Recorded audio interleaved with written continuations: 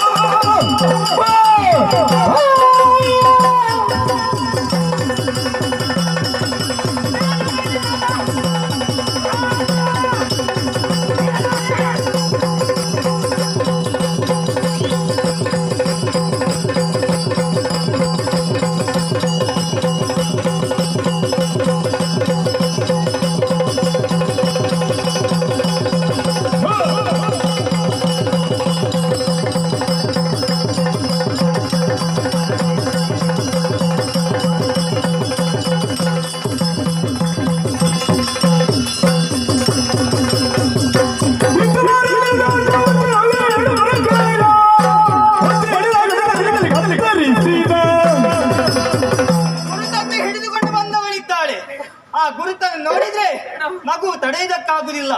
ಗಿಳಿಯ ಕೊಕ್ಕೊಂದನ್ನು ಸೀಳಿದ ರೀತಿಯಲ್ಲಿ ಅಣ್ಣ ಬರೆದು ಕಳುಹಿಸಿದ್ದಾನೆ.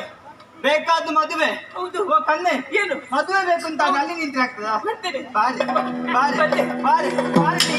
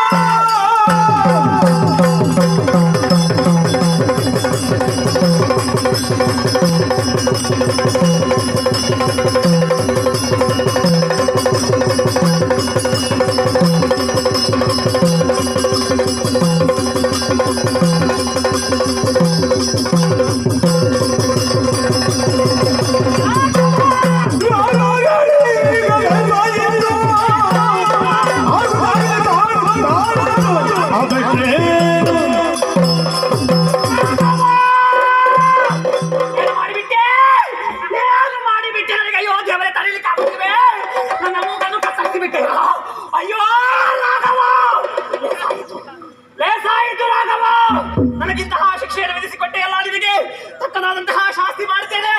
ಎಲ್ಲಿ ಹೋದ್ರೆ ನಿನ್ನನ್ನು ಬಿಡಲಾರೆ ಬಿಡಲಾರೆ.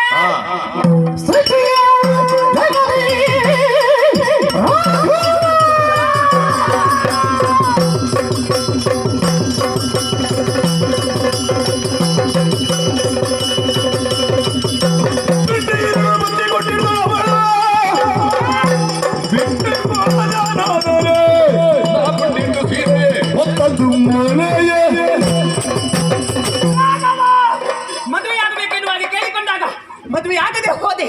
ಲಕ್ಷ್ಮಣ ಬಳಿಗೆ ಕಳುಹಿಸಿದೆ. ನನ್ನದಾದಂತಹ ಮೂಗನ್ನು ಕೈಸಿದೆ. ನಮ್ಮ ಸ್ವಚೇತನವನ್ನು ಮಾಡಿದೆ. ಎಲ್ಲಿ ಹೋದ್ರೂ ಬಿಡುವುದಿಲ್ಲ. ಇದಕ್ಕೆ ತಕ್ಕದಾದಂತಹ ಶಾಸ್ತಿಯನ್ನು ಮಾಡುತ್ತೇನೆ. ನಿನಗೆ ತಕ್ಕದಾದಂತಹ ಶಿಕ್ಷೆಯನ್ನು ನಾನು ಕೊಡಿಸ್ತೇನೆ. ಅವಳು ಕರತಟ್ಟಿ ನಗಾಡ್ತಾ ಇದ್ದಾಳಲ್ಲ, ಅವಳಿಗೂ ತಕ್ಕದಾದಂತಹ ಶಿಕ್ಷೆ ಆಗುತ್ತದೆ. ಅದು ಆಗದೇ ಇದ್ದಲ್ಲಿ ನಾನು ಹುಟ್ಟದ್ದು ಸೀರೆ ಅಲ್ಲ, ತೊಟ್ಟದ್ದು ಕುಪ್ಪಸವಲ್ಲ, ಹುಟ್ಟಿದ್ದು ಹೆಣ್ಣಲ್ಲ.